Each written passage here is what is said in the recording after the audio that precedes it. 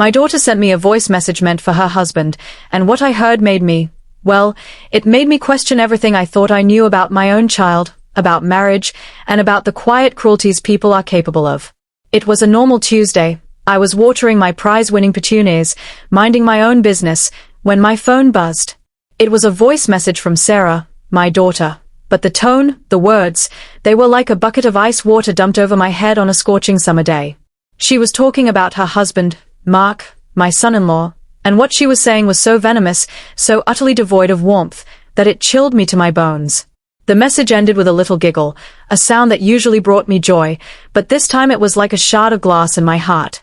Was I wrong for what I did next? Tell me, honestly, would you have done the same thing if you heard your own child plotting such a cruel deception? Let me take you back to how it all began, how Sarah and Mark even got together, because I think it's important to understand the context. Sarah, my only daughter, was always a bright, ambitious girl. She excelled in everything she did, school, sports, even her art classes. I remember her as a fiercely independent spirit, sometimes a little headstrong, but always with a kind heart. She met Mark in college. He was everything Sarah wasn't on the surface, quiet, unassuming, a bit of a bookworm. He was studying engineering, and Sarah was in pre-med. They seemed like an unlikely pair, but somehow, they clicked. When Sarah brought him home to meet my husband and me, I was immediately charmed by Mark. He had this gentle demeanor, a genuine kindness that shone through his shy exterior. He listened intently when you spoke, and he had a subtle, dry wit that would catch you off guard and make you laugh. He treated Sarah like a queen, always opening doors for her, bringing her flowers, remembering little details about her day. My husband, John, and I both agreed he was a good catch. We saw how happy he made Sarah, and that was all that mattered to us. Their courtship was sweet and traditional. Mark proposed to Sarah on their 5-year anniversary, under the cherry blossom tree in our backyard, the same spot where John proposed to me. It was a beautiful, idyllic scene, and I remember shedding happy tears, truly believing my daughter had found her soulmate. The wedding was a dream, a perfect day filled with love and laughter. They settled into a lovely little house not far from us, and for the first few years of their marriage, everything seemed wonderful. They'd come over for Sunday dinners, often holding hands across the table, sharing stories about their week. Sarah was thriving in her medical residency, and Mark was doing well in his engineering firm. They talked about having children, about their future, and it all painted a picture of a blissful, loving partnership. I often felt a pang of envy, remembering the struggles John and I had early in our marriage, but mostly, I was just overwhelmingly happy for them. As time went on, though, I started to notice subtle shifts. Nothing overt, nothing that would set off major alarm bells, but little things. Sarah became more focused on her career, which was admirable, of course, but it felt like Mark was slowly fading into the background of her life. He started coming to Sunday dinners alone more often, saying Sarah was on call or too tired. When she did join us, she seemed preoccupied, often on her phone, distant. Mark, on the other hand, seemed to be trying harder to bridge the gap. He'd ask her about her day, try to engage her in conversation, but she often gave short, clipped answers. I saw the disappointment in his eyes, the way his shoulders would slump slightly. I tried to talk to Sarah about it once, gently, asking if everything was all right. She brushed it off, saying I was overthinking things and that marriage takes work.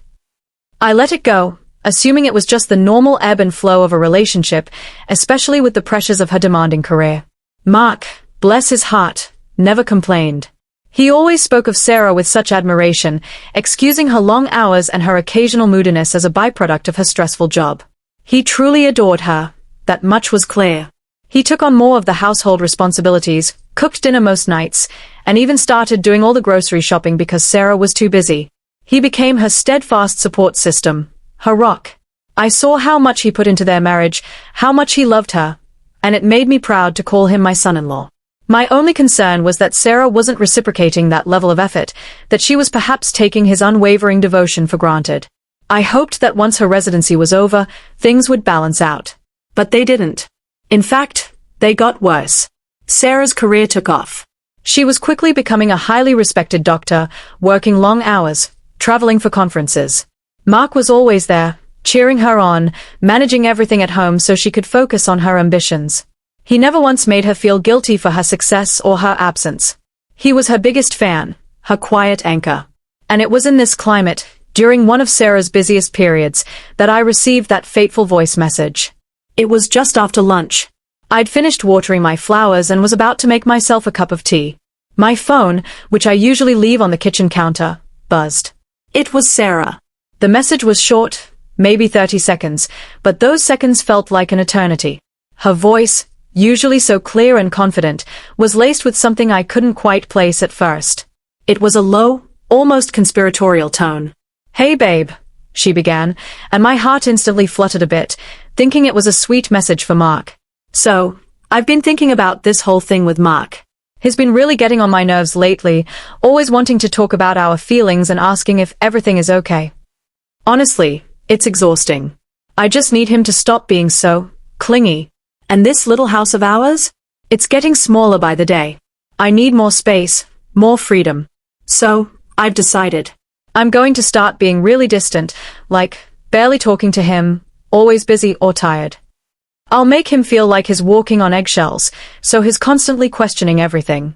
He'll eventually get the message, won't he?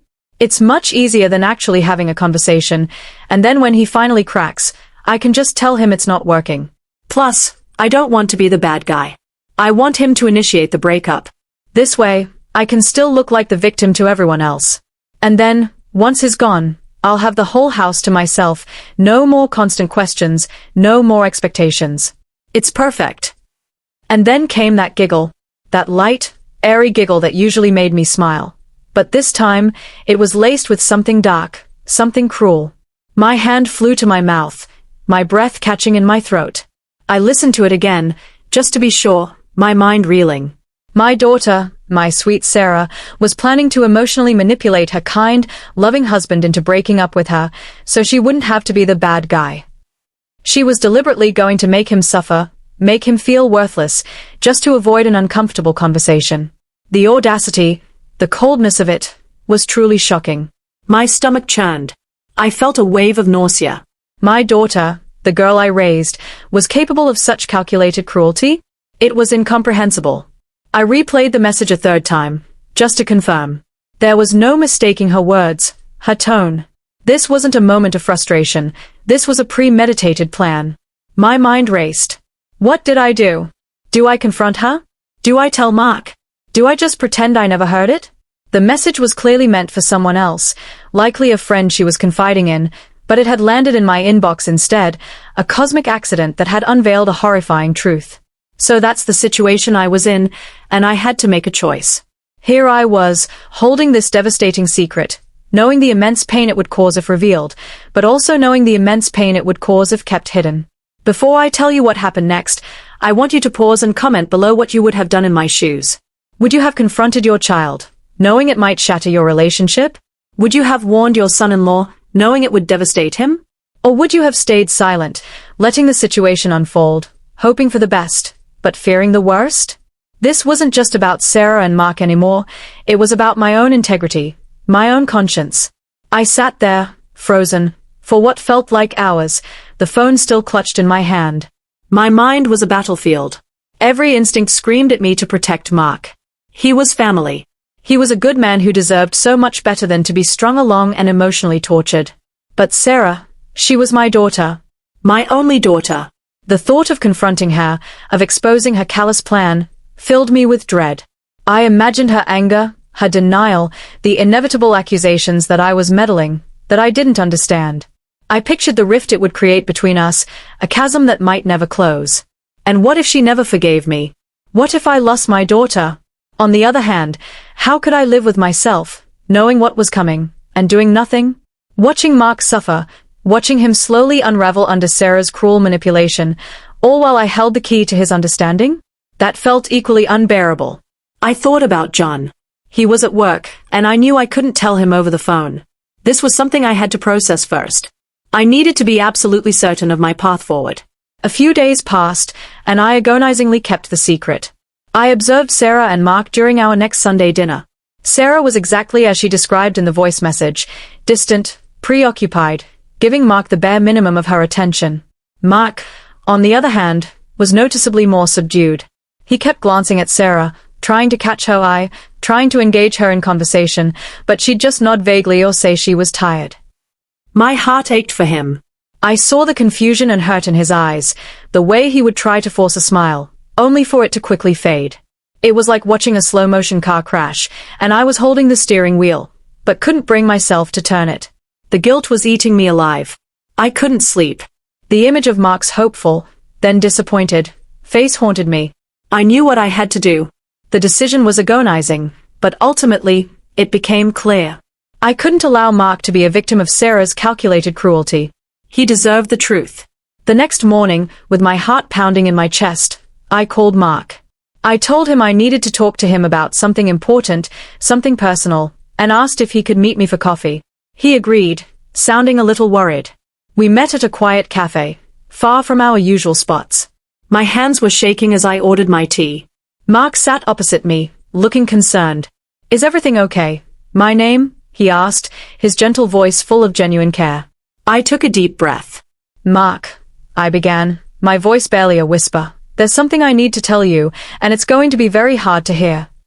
I explained, as calmly as I could, about the voice message, how it had accidentally come to me, and what it contained. I even played it for him, my hands trembling as I held out the phone. I watched his face as he listened, saw the slow dawning of comprehension, then disbelief, then a profound, gut-wrenching pain wash over him. His eyes welled up, and he looked at me, utterly shattered. She would do that," he whispered, his voice cracking. I nodded, tears streaming down my own face. "I'm so sorry, Mark." I didn't know what to do, but I couldn't let you. I couldn't let this happen without you knowing. He didn't say anything for a long moment, just sat there, tears silently falling. It was agonizing to witness. Finally, he took a shaky breath. "Thank you," he said, his voice barely audible. "Thank you for telling me." He then asked me to send him the voice message. I did, my fingers heavy on the screen. He told me he needed time, that he needed to process tea. We parted ways, and I felt a heavy weight lift from my shoulders, replaced by a new, equally heavy weight of what was to come. The confrontation between Mark and Sarah, as I later learned from Mark, was explosive. He went home, armed with the truth, and confronted her directly. Sarah, of course, initially denied everything, tried to gaslight him, saying he was imagining things, that I was meddling. But when he played the voice message, her facade crumbled. He told me she went from denial to fury, screaming at him, then accusing me of betrayal. He said he finally saw the true extent of her manipulation and the depth of her disrespect for him. Mark, for the first time, stood up for himself. He told her he deserved better than to be emotionally abused and discarded. He packed a bag that night and moved in with a friend. Sarah called me, predictably, in a rage. Her voice was venomous, accusing me of ruining her life, of destroying her marriage. She said I was a terrible mother, that I had chosen a stranger over my own flesh and blood. I listened to her tirade, my heart breaking, but I stood my ground. I told her that what she planned to do to Mark was cruel and unacceptable, and that I couldn't stand by and watch it happen. I reminded her of the kind, loving man Mark was, and how she had taken him for granted. The phone line went dead. That was the last I heard from her for a very long time. In the aftermath, Mark initiated divorce proceedings.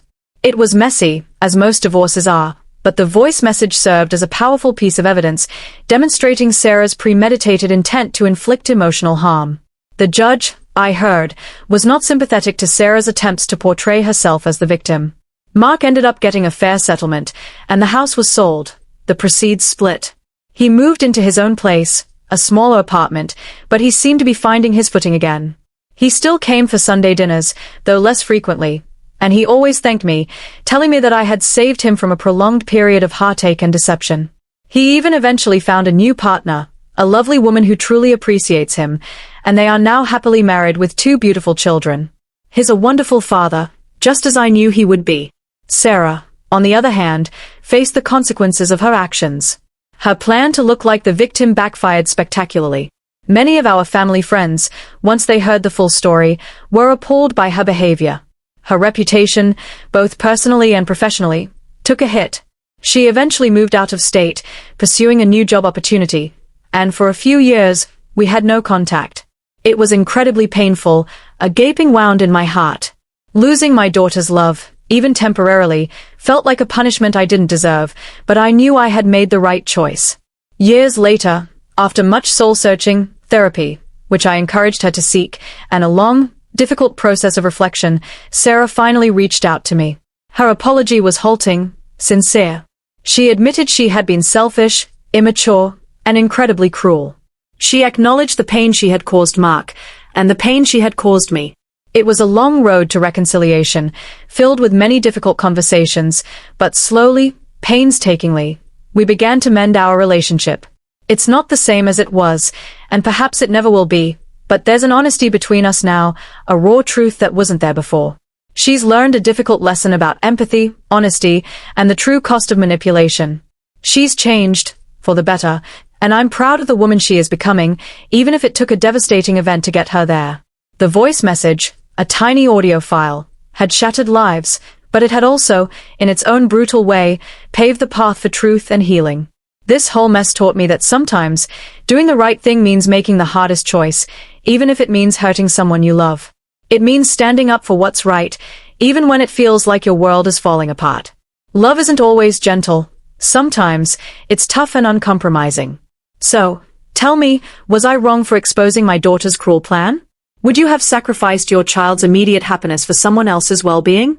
Like this video if you were on my side, subscribe for more stories like this, and share your final thoughts on this whole mess in the comment section. I'll see you all in the next story.